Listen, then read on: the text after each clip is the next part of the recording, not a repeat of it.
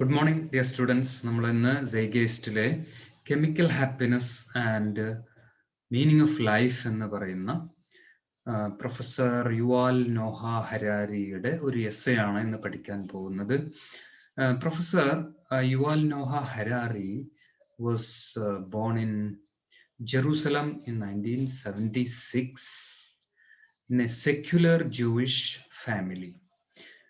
ഒരു ജൂത കുടുംബത്തിൽ ജനിച്ച അദ്ദേഹം actually he was a professor of history in the university and അദ്ദേഹത്തിൻ്റെ interest his well known as historian and well known for his best selling books.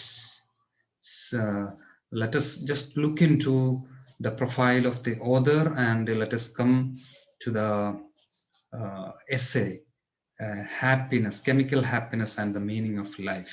വളരെ രസകരമായ ഒരു ഫിലോസഫിയാണ്, ഒരു ചിന്താർഹമായ കുറച്ച് സംഗതികളാണ് അദ്ദേഹം ഈ എസ്സേയിലൂടെ പ്രസന്റ് ചെയ്യുന്നത്. അതായത് ഹാപ്പിനെസ് എന്ന് പറയുന്നത് എന്താണെന്നും എങ്ങനെ അത് ക്രിയേറ്റ് ചെയ്യാമെന്നും ഇന്ന് വളരെ പ്രസക്തമായ ചില ചോദ്യങ്ങൾ, അതിനുള്ള ചില വഴികൾ അദ്ദേഹം തൻ്റെ എസ്സേയിലൂടെ നമ്മുടെ മുമ്പിലേക്ക് പ്രസന്റ് ചെയ്ത് തരുന്നുണ്ട്. അതുകൊണ്ട് തന്നെ വളരെ ഇമ്പോർട്ടൻ്റ് ആയിട്ടുള്ള ഒരു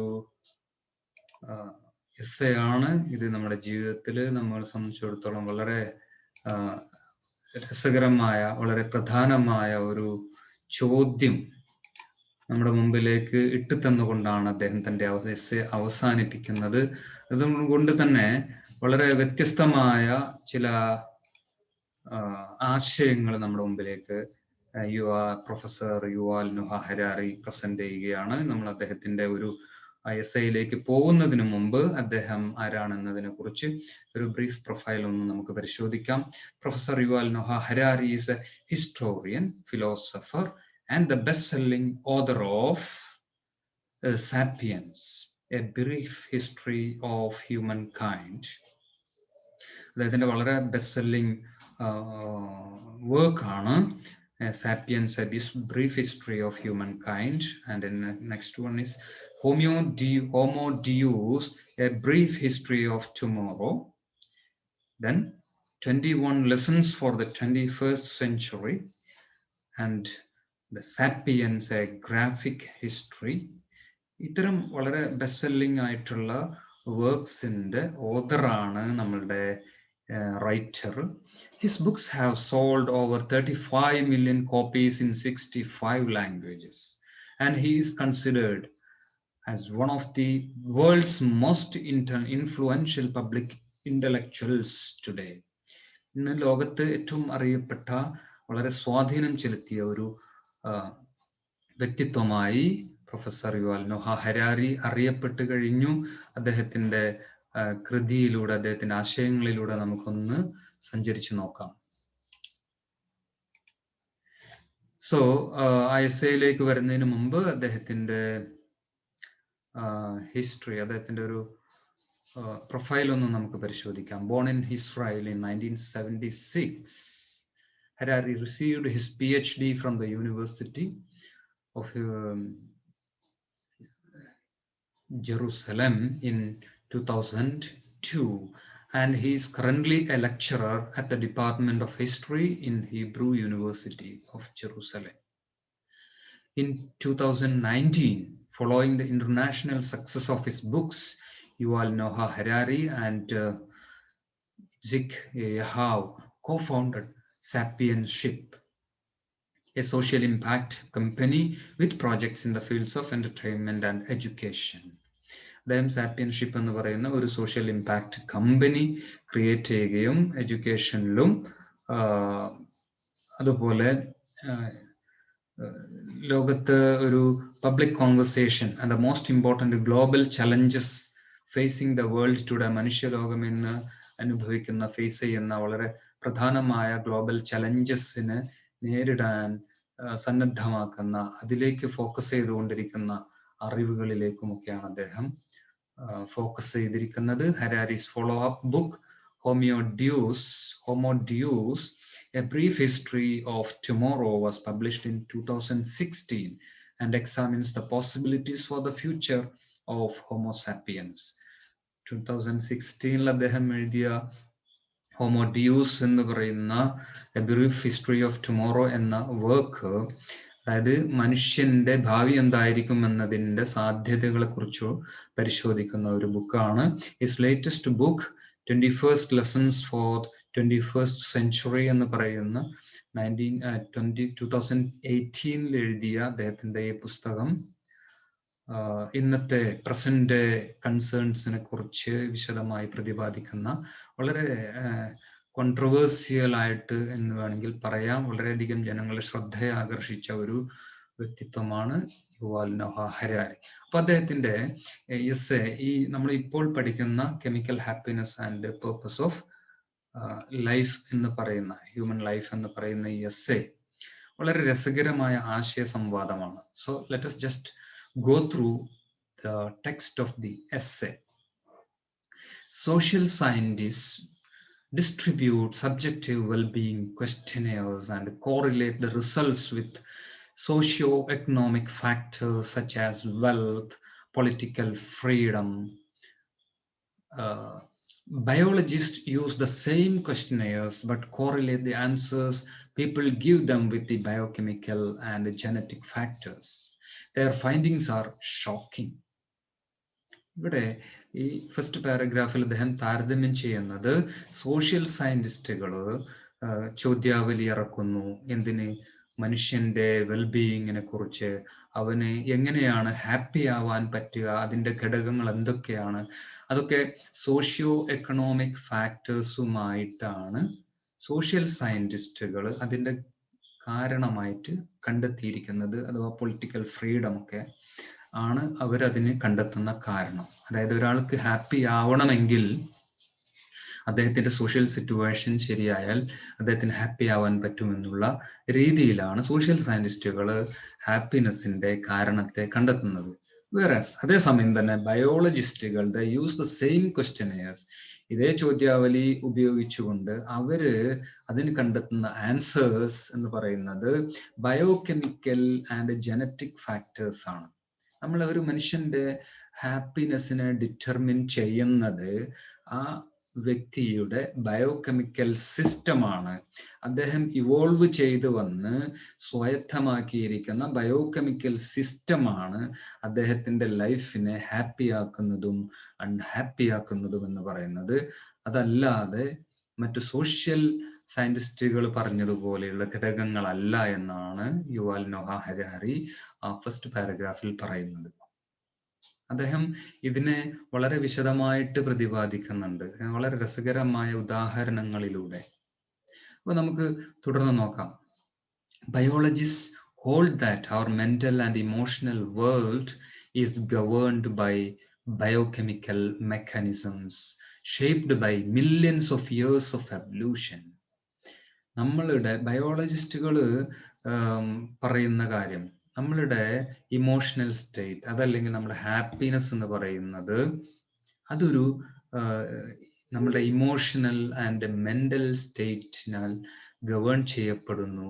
അതിനെ ഗവേൺ ചെയ്യുന്നത് എന്താണ്? നമ്മളുടെ ഇമോഷണൽ അഥവാ മെന്റൽ സ്റ്റേറ്റിനെ സ്വാധീനിക്കുന്ന ഘടകം എന്ന് പറയുന്നത് ബയോകെമിക്കൽസ് മെക്കാനിസംസ് ആണ്.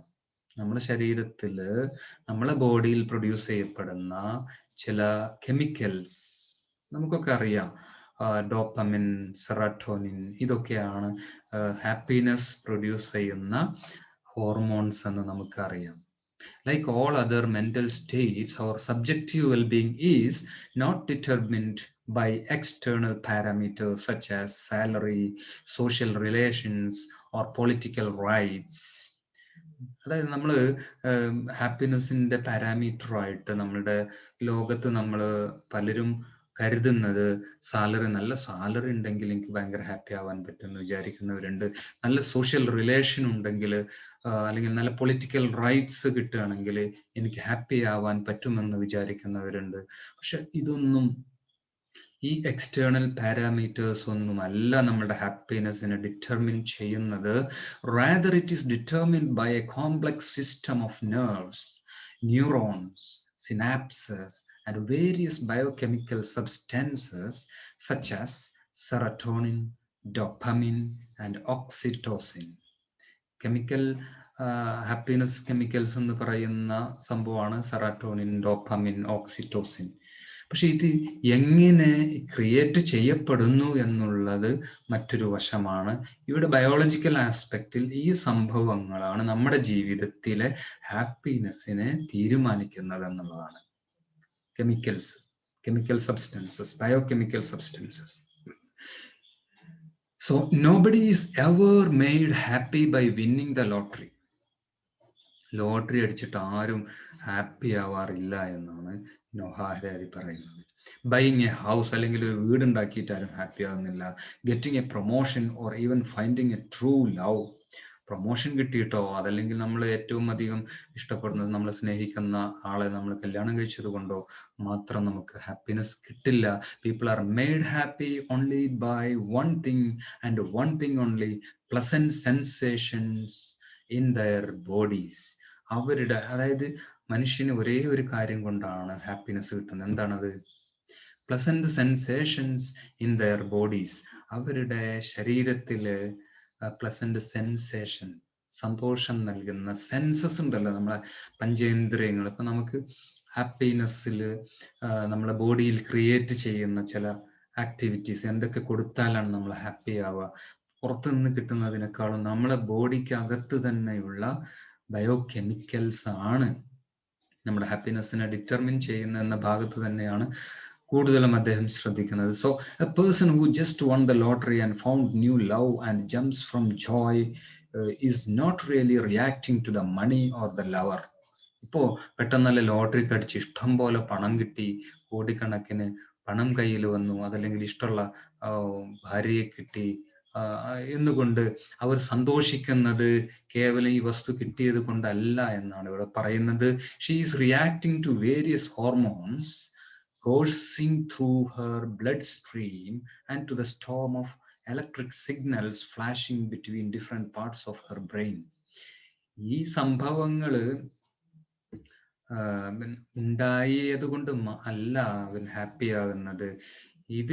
ഈ സംഭവങ്ങളിലൂടെ അവൻ്റെ ബോഡി പ്രൊഡ്യൂസ് ചെയ്യുന്ന ചില കെമിക്കൽസ് ഒക്കെ ബോഡി പ്രൊഡ്യൂസ് ചെയ്തത് കൊണ്ടാണ് അവന് ഹാപ്പിനെസ് ഉണ്ടായത്.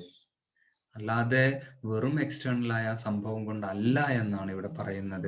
So unfortunately for all the hopes of creating heaven on earth, our internal biochemical system seem to be programmed to keep happiness levels relatively constant.